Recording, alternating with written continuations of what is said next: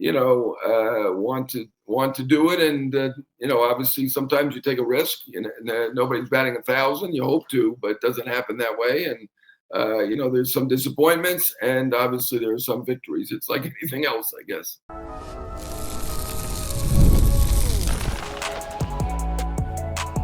You are Locked On Yankees, your daily New York Yankees podcast. Part of the Locked On Podcast Network, your team every day. Welcome to Locked On Yankees, which is part of the Locked On Podcast Network, your team every day. Thank you for making us your first listen every day. I'm Stacey Gotsoulias. Today's episode is brought to you by Game Time. Download the Game Time app, create an account, and use code LOCKEDONMLB for $20 off your first purchase. With me, as usual, my co-host, Brian McKeon. Brian. Stacey got a fun one ahead of us today. We do. Before we get started, don't forget, subscribe to Locked On Yankees on whichever podcasting platform you prefer. Subscribe to our channel on YouTube, like our videos, and hit the bell so you're notified whenever our videos go live. So yes, we have a big show. We are chatting with MLB insider Jon Heyman. So let's get to it. Our third guest of the Locked On Yankees interview series is one of the most notable MLB insiders in the industry. He's been covering the sport for over 35 years as an insider in various places, as he's been with the New York Post since 2022 covering the league. He's been an insider for MLB Network since its inception in 2009. He's also worked at well-known establishments such as CBS Sports, Sports Illustrated, and Newsday. You can find him on The Show, a New York Post baseball podcast with his co-host Joel Sherman. Please welcome a 1983 Northwestern grad, MLB insider, Jon Heyman. Jon, thanks for joining us. Oh, good to be here. You gave my age. That's okay. I forgive you. Sorry, that's my phone crashing. Sorry about that. So that's okay. I really appreciate the nice intro. Jon, through all of my research, I did not know that you were from Long Island, the New York area. I was unaware of that. What was your childhood like? Was there a big baseball influence was it your parents? Was it an uncle, aunt that got you really into baseball? And who'd you grow up pulling for? Yeah, I'm from the Five Towns, South Shore, Long Island. My grandparents lived in Long Beach, so I'm a New Yorker. I wasn't born in New York, but grew up in New York and left for college, as you mentioned already. Just friends. I remember being in the Hungry Harbor Little League, which encompassed, I think, North Woodmere, parts of Woodmere, and Cedarhurst. And I can remember the guy who was in charge telling us, "Don't worry, none of you guys will ever make the major leagues." He was right in a sense. It was an all-Jewish league. None of us ever did make the major leagues as a player, but there was a fellow I give up 2 home runs to, and I can still see the ball rolling in Valley Stream away from the right fielder. And he now is the owner of the Atlanta Hawks. So he did make the major leagues and a part owner of the Milwaukee Brewers. His name is Tony Ressler. And I was in high school with him, a very nice fellow. And only guy who made the major league. But I was a Yankee fan growing up because I wanted to be on the winning side. And that was the winning side at that time. Is that Jamie Gertz's husband? Yes, very good. Right. Very good. You're a Hollywood expert. Right. Yes.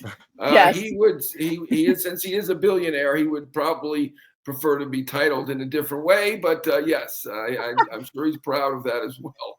Jamie Gertz, right. We mentioned Northwestern. I'm assuming you applied to different schools, but why did you choose Northwestern? Well, they had journalism, and, back in those days, we didn't really know what we were doing when it came to going to college, and I applied to a lot of schools in New York, and, my father was encouraging me to go to the state school. It was a little bit cheaper, but as we look back on it, tuition of $6,000 a year looks like a deal for Northwestern, so I think I made the right decision.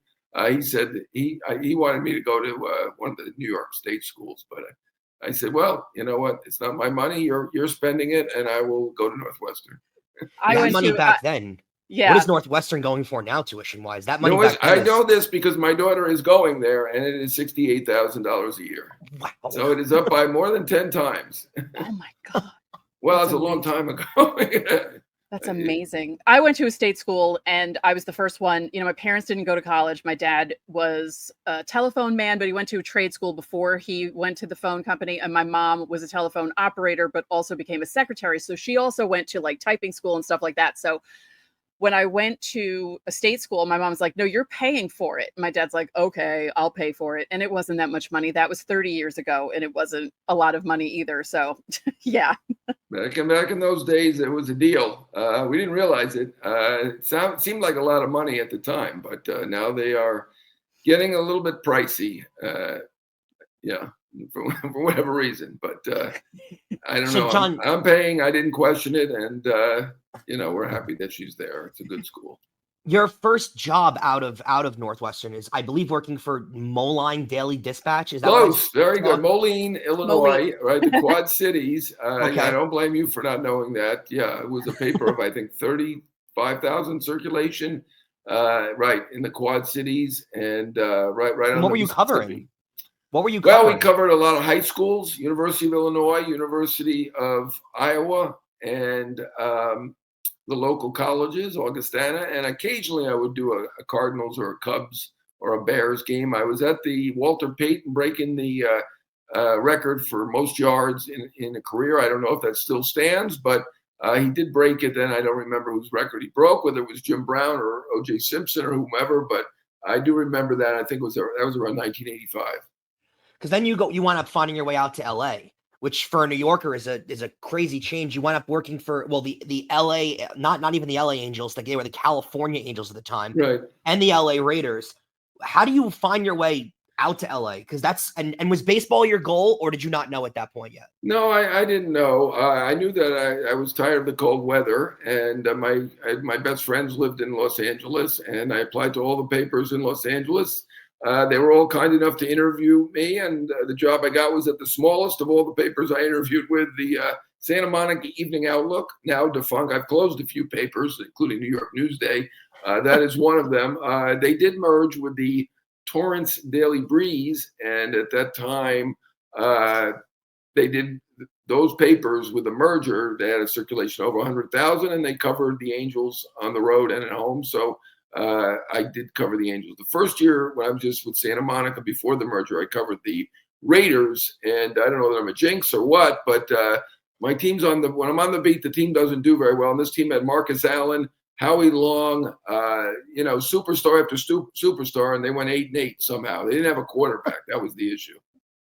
And what was it like covering the LA Angels at the time? Because I'm assuming, especially back then, it was still Dodgers centric in LA, right? Oh, and absolutely. it still kind of is that way, but absolutely. Yeah. You got that sense while covering the team? Did it feel like, I guess little brother is a term I can use. Did it feel like that out there? Yeah. I mean, I think if you worked at the Orange County Register, where the Angels are located in Orange County, they call themselves Los Angeles Angels now. Yeah, I think you might have had a different feeling about it, and you certainly had good readership, but my papers were in Los Angeles County. And yeah, I wonder how many people actually read. I think I was just writing to get clips to move on to a bigger paper. I don't think there were any actual Angel fans in those areas at that time. And certainly now, when you've got the Dodgers absolutely dominant. The Dodgers were good then, and they did win the World Series in one of those years, 1988, which I think Mets fans will remember that. Unfortunately, the Mets were the favorite in that LCS and lost to the Dodgers, and it was kind of a miracle almost of the 1969 Mets. And the Dodgers did win the World Series, but they didn't have a team like they do now with Ohtani and Freeman and Betts. Mm-hmm. But they still were the more popular team throughout Southern California, and particularly in my circulation area, which encompassed South Bay, the Santa Monica West Side, which is kind of Malibu, Santa Monica, Venice, Brentwood, the west side of Los Angeles. So you covered the Yankees for a long time at Newsday. How did you come back to New York from California? And was that a dream for you to come back home, or were you all about the warm weather? No, at that point, I wanted to come home. And also the weather in New York is a lot better than it is in Chicago and in Illinois. I didn't realize that when I went to college, it was quite a rude awakening. New York, a cold day is 20 degrees. In Chicago, it's, negative 20 degrees, probably exaggerating a little bit, but New York was fine. I didn't mind it. I probably had matured a little bit, but yeah, that was a dream. It's my hometown paper, as you guys know, being a Long Island guy. So I was thrilled to go to Newsday from those smaller papers in Los Angeles, which gave me a chance. They gave me a chance to cover team home and road and throughout the off season. So I give them credit. But yes, that was my big step to go to Newsday. January 15th, 1990 was my first day. So you go over to Newsday then, really leading right into the dynasty, pretty much covering the team through that, right? Like, well, 1990 was a tricky year. If you recall, Steinbrenner was suspended. They lost a lot of games. I think that's probably their worst year in the last 50 or 75 years, or maybe even more. I don't know. Joe Sherman's done a whole thing on it, on what was going on in 1990. They had Mel Hall, and it was pretty much of a disastrous year that first year, and they weren't very good in 91 either. And then they brought in Buck Showalter. They started to get better. They made a trade for Paul O'Neill. And then, of course, since 1993, they've been a winning team ever since. So, they really turned it around while I was on the beat. But the dynasty really began after I got off the beat. I think I was on the beat through 90 through 94. So I think 95 I was a columnist by that point, and that's when it really started to get good. Well, wait, hold on. What was that like for you for your first year writing about the Yankees being 1990? Because it was crazy. I was a junior in high school, sophomore into junior year of high school, and I remember it very well, and just how crazy it was and how bad they were, and George being suspended and all the stuff coming out about him. And it was more about the behind the scenes thing than the actual team. Like, what was that like for you? Yeah, it was tough. I mean, there's no question about it. Originally we had Steinbrenner, and then he was suspended, which made things tricky. At that point, he wasn't the hero that he ended up becoming. The Yankees, obviously, in the 80s had a very talented team with Mattingly and Henderson and Winfield, but they didn't win the championship. And then here in 1990, he got suspension for rather nefarious reasons.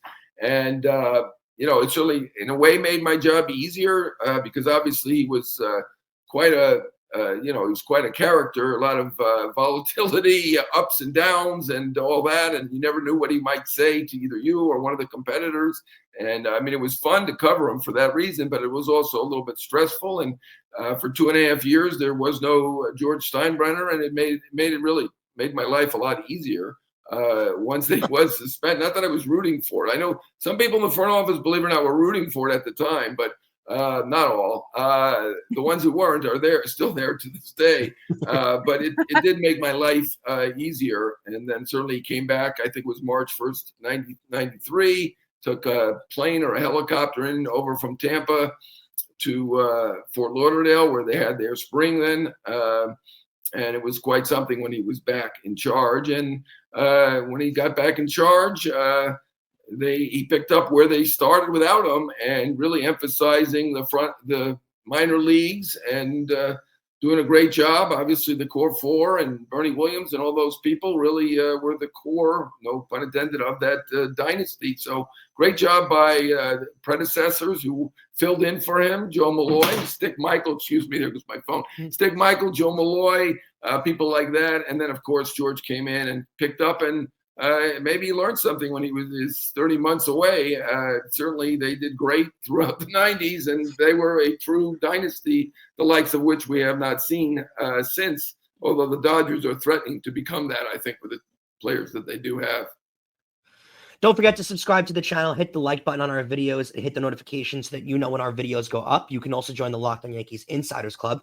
That link is in the description. You'll get texts from us. You can text us questions, comments, and reactions to the trades and signings the Yankees make. We also send out lineups during the season, roster moves, and breaking news, so you don't have to check the social media. There's a 14-day free trial. Coming up next, more with Jon Heyman. Listen, guys, I love going to live events. I just went to a Tampa Bay Buccaneers game the other day, and I was so excited to use Game Time, because Game Time has never made it easier to get tickets to your favorite events with their new feature. It's called Game Time Picks. This feature filters out all the fluff to show you only the incredible deals on great seats, so you don't have to waste time searching through thousands of tickets. And recently, looking for tickets for that game, while I was scrolling through Game Time, I found amazing deals that I could even see the view from my seat before buying the ticket. The super deal was particularly impressive, offering great seats at unbeatable prices. Plus, the app's all-in pricing shows the total cost upfront with no surprise fees at checkout. So here's what you do. You got to take the guesswork out of buying tickets, and you can do that all with Game Time. Download the Game Time app, create an account, and use code one word locked on MLB for $20 off your first purchase. Terms apply. Again, create an account and redeem code LOCKEDONMLB for $20 off. Download Game Time today. What time is it? Game time.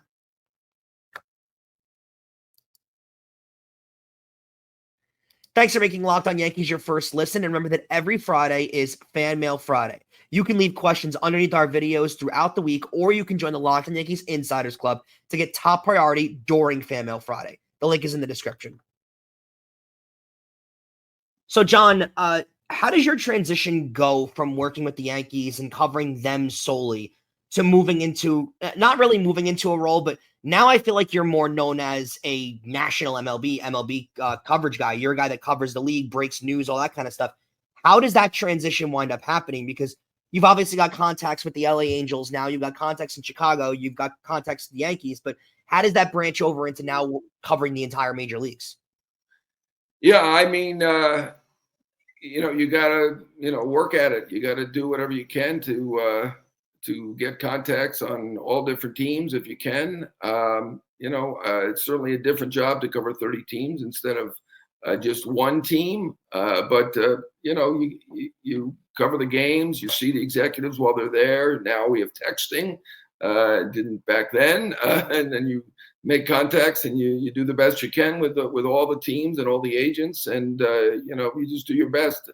I think they understand if there are 30 teams, you're not going to get every story. If you're only covering one team, you better be pretty well ingrained. So I think there's pressure either way.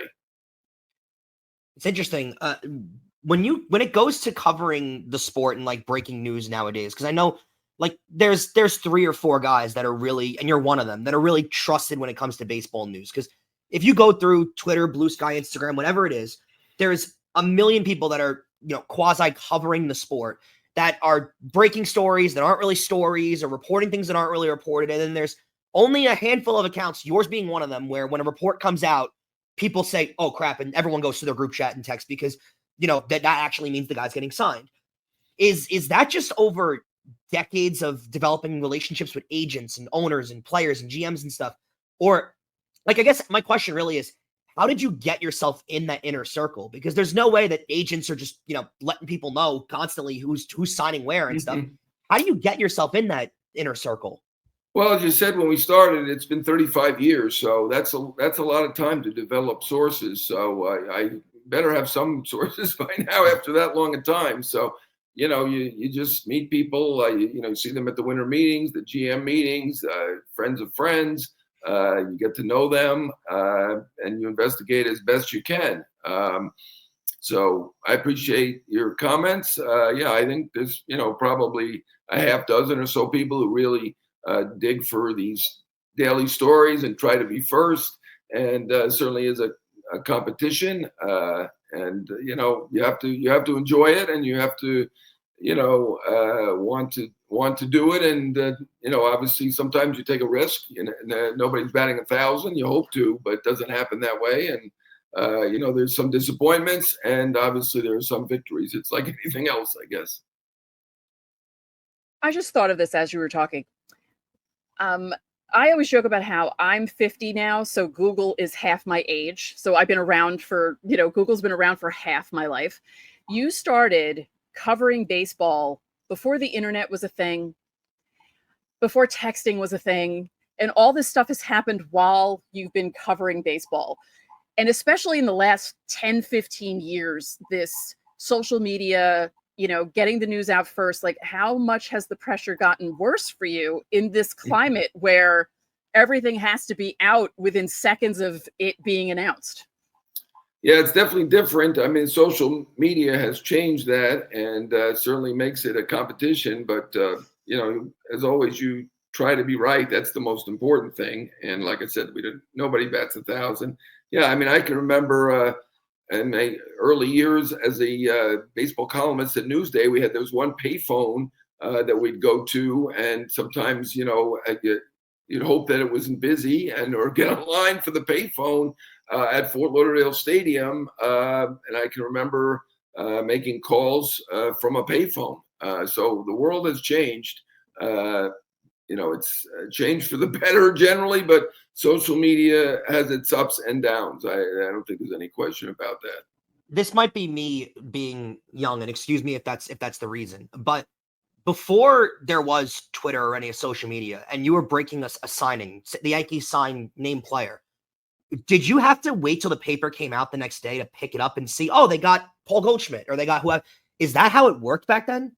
Generally, we did. I mean, I did work for WFAN before I did Twitter.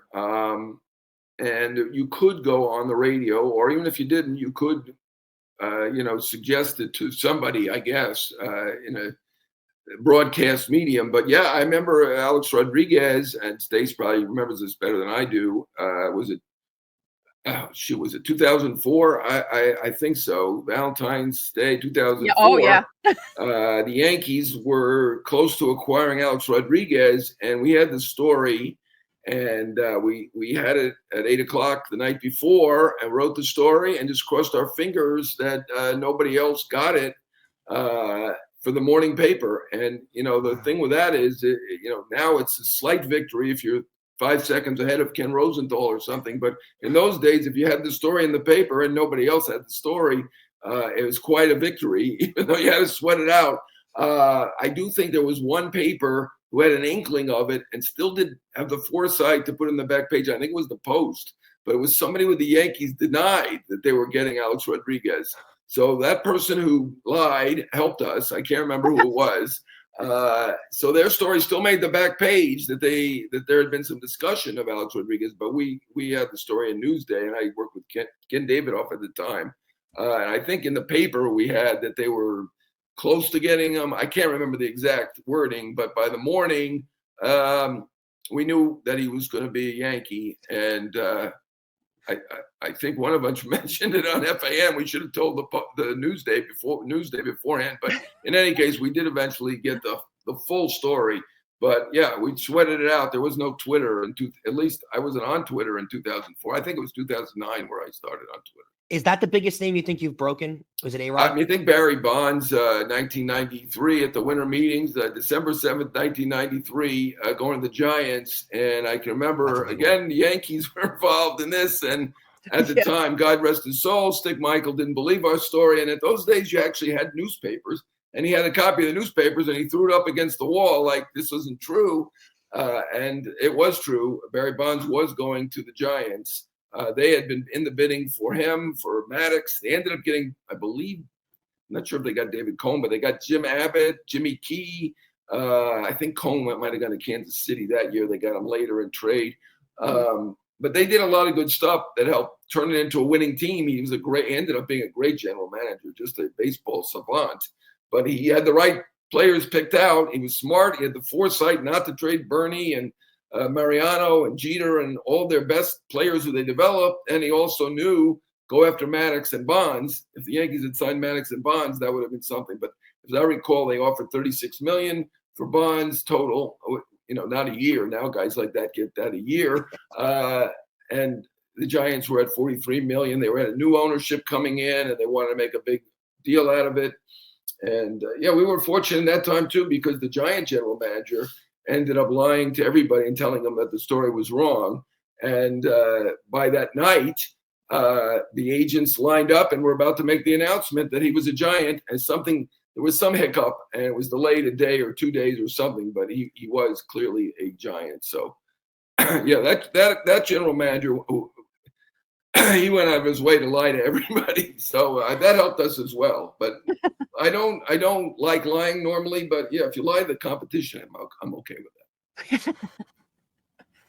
Yeah, John, I remember the A-Rod thing very well. I was ghosted by a guy before ghosting was a thing, and my parents decided to take me out to dinner on Valentine's Day so I wouldn't be so depressed. And before we were leaving, I was living in Manhattan at the time. We were going to Astoria to a Greek restaurant because, of course, my Greek father was like, "Let's go to a Greek restaurant." And my brother calls me up and he goes, "We're getting A-Rod." I said, "What?" And I was totally over the guy within 5 seconds. So good job. All right, nice. Yeah. It's good to have priorities, and yes. That's nice. I love Greek food, by the way. My favorite. That was a big one. So and that was a different time when you can hold the story for 16 hours, and if it appears on Twitter now, everybody's got their tweet deck up, or at least some people do, and they are able to confirm it within seconds, sometimes certainly within minutes. The NFL playoffs are almost here, but it's not too late to get in with the regular season action with FanDuel, America's #1 sports book. Because right now, new customers can finish the season strong with $250 in bonus bets if your first $5 bet wins. FanDuel has so many ways for you to pick up a W. I love betting on which players will score a touchdown and how many points each team will score. For me, it's thrilling. You can still get involved in the futures market. How about Tampa Bay Buccaneers to win their game and clinch the NFC South? All that is available going into next week, and it's all available on FanDuel. All you have to do is visit FanDuel.com to join today. That's FanDuel.com for your chance at $250 in bonus bets. Make every moment more with FanDuel, an official sportsbook partner of the NFL. Thanks for making Locked On Yankees your first listen. And remember that every Friday is Fan Mail Friday. You can leave questions underneath our videos throughout the week, or you can join the Locked On Yankees Insiders Club to get top priority during Fan Mail Friday. The link is in the description. I want to ask you a few about just run through what's going on now in the offseason before I get to some rapid fire. What, from your sense of things, we've been kind of covering what's going on with DJ LeMahieu with the Yankees. I'm more of the belief that they're going to let him show up to spring training, and if he plays well, that he'll make the roster, and if he doesn't, he won't. What's your sense on it? Have you heard anything on it? Yeah, I mean, that sounds reasonable to me. At this point, I don't think they're going to get a starting third baseman. It doesn't appear they're interested in Arenado. Bregman has been slightly connected to them, so I wouldn't count on that. I think Detroit, Boston, and others are more likely. It does seem, they probably prefer to move Jazz to second base, and maybe they'll sign a smaller guy to compete with them, or maybe take over, maybe like a Brendan Rodgers, who was a former #1 pick who really just hasn't made it with the Rockies yet, or maybe they'll give Peraza a chance. But I kind of see that sometimes when they say, we're going to have Bubba Crosby be their center fielder, they're kidding. But in this case, I kind of think that's the way they're leaning, that LeMahieu might win that job if he can, if he's healthy. And then they'd have Jazz play second base. How do you think about, or what do you think about what's happened with the market for Pete Alonso? Yeah, I mean, if power has been tough this winter for whatever reason. Look, Santander is still out there. Teoscar took forever to get the deal we thought he was going to get all along. First base has not been as popular 10, 15 years ago. Prince Fielder and Pujols, that's, an all-time great player. But other players, Teixeira, they really cashed in and did better. This is 10, 15 years ago, and generally the prices have gone up since then. The prices for starting pitchers have doubled since then, probably, at least. But they've reevaluated things, and the guys who are power hitters have not been as valuable. So I think it's been a little bit of a struggle to get what he thought he should get. This is a guy who's a 4-time All-Star, has the most home runs of anybody in the National League since 2019. Been a guy who plays every day. In fact, he was one of 3 non-DHs to play every single game last year. So, and he's solid defensively. Is he great? No. I think he was the best in the league at the scoops last year. But overall, he's average defensively, maybe slightly above average. He did not have a great year. He did have a good postseason. I think some people saw this coming in as a possibility, but not to this degree. That said, 3/4 of the free agents are still free at this moment.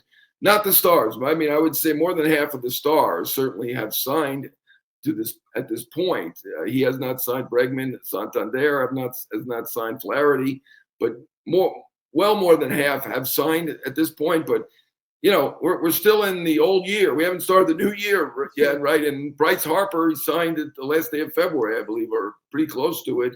It was 5 or 6 years ago in spring training. So, it happens. And last year, I know that a lot of guys got short-term deals with opt-outs. I know he's getting those kind of offers, but he wants a long-term deal. So we shall see if he does end up getting one. There is time. We're still not even to the new year. So there still is time for him to do it. And, It may depend on teams making trades, freeing stuff up. Does Casas get traded from Boston?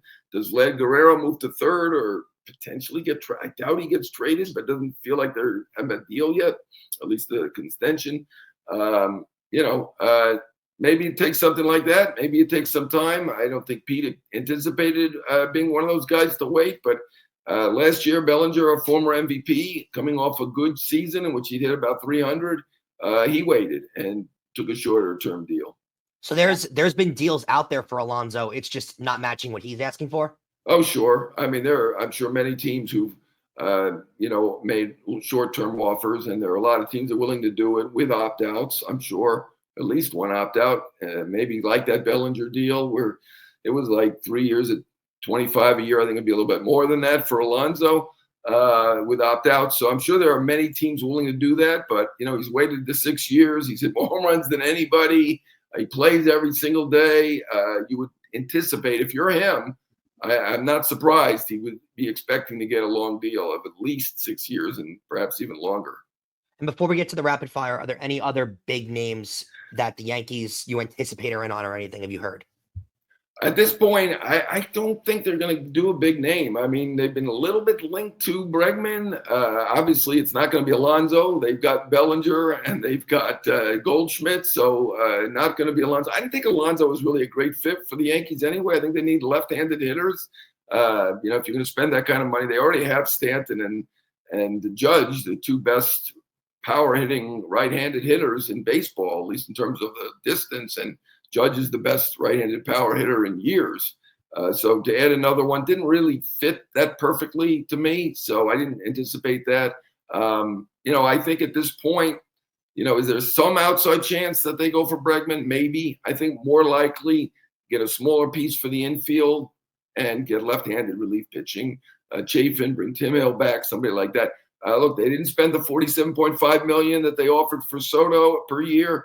And give them credit because the Yankees made a huge offer. I mean, they were beaten out. Mm-hmm. It happens.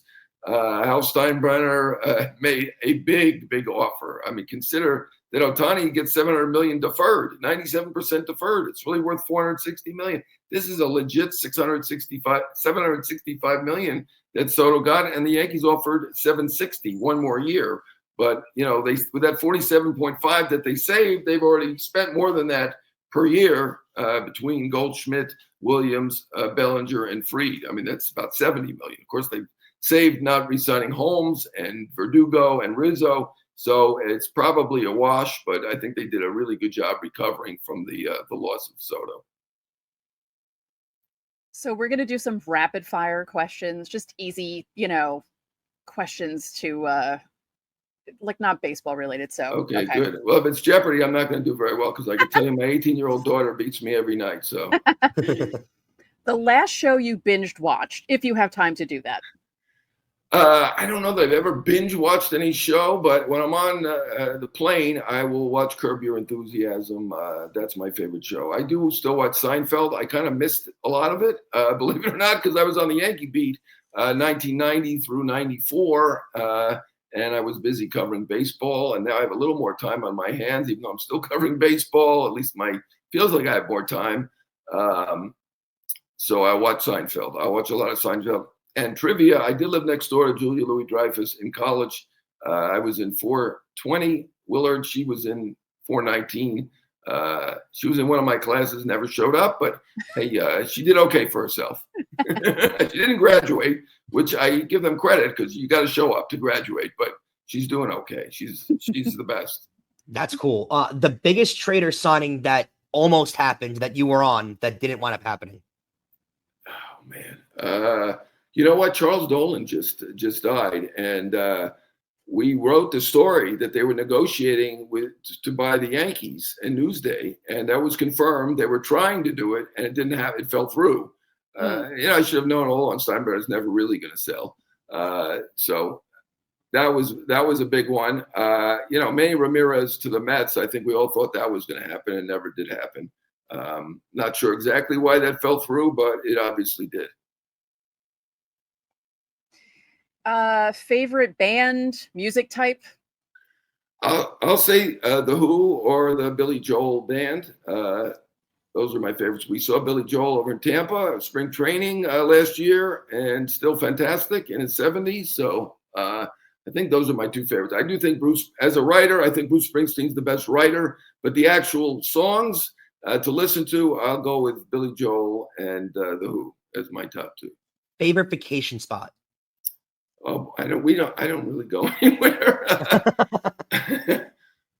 We went to New Orleans. We loved the food. My favorite cities are Chicago and Los Angeles, not counting New York or Miami. As you can see, I'm in Miami in the background.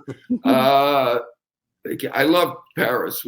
I went to Paris just right after my daughter was born, so 17 years ago. That was any place with great food, I guess I like.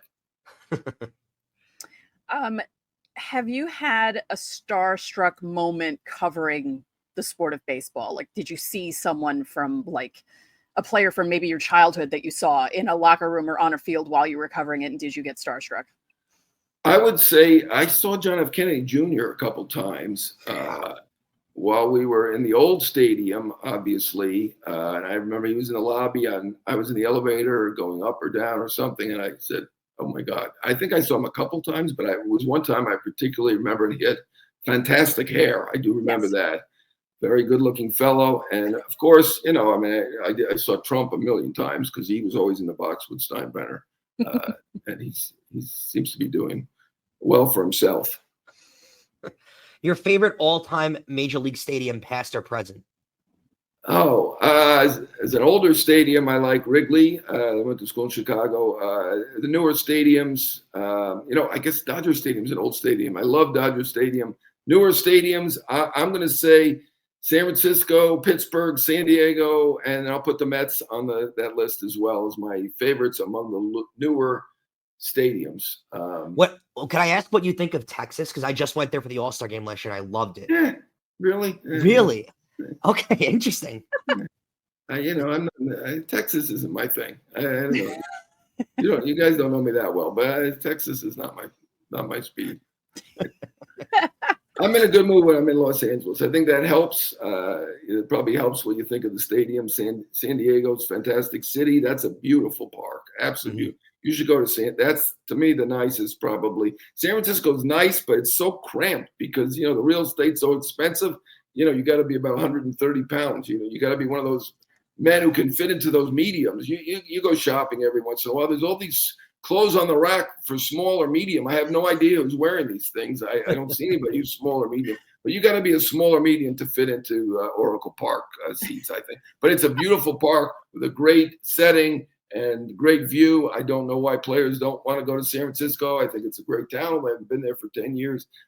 Pittsburgh, also beautiful. I mean, Pittsburgh looks like Paris from the ballpark. You look out there and like, wow, am I in Pittsburgh? I guess they did a great job with it.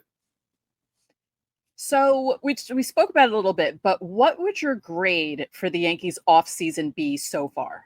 I'll give them a B+. I mean, their goal was obviously Soto. They didn't get Soto, but I think they recovered beautifully. I love Max Fried. Some people think it's an overpay. I mean, Max Fried is a 140 ERA plus. It's 8th best all time. And we're talking about lefties behind Lefty Grove and Kershaw. I don't even think he's behind Koufax. I'm not sure, but it's behind 8 all-time greats. I think he's great. And, every pitcher's got some kind of pitching injuries that they deal with, and he's not going to throw 220 innings anymore, but he's a great – Bellinger fits. That ballpark is fantastic. They needed first base and center field, left field. Those are the 3 positions he plays, so I thought that was perfect. Evan Williams, I know he gave up the home run to Alonso, but 183 ERA lifetime, pretty good. I would have gone at first base with a guy who's a switch hitter, a lefty, so I probably would have gone Carlos Santana, but I mean – can't really argue against Goldschmidt. He's a former MVP not that long ago, had a good second half, hits lefties.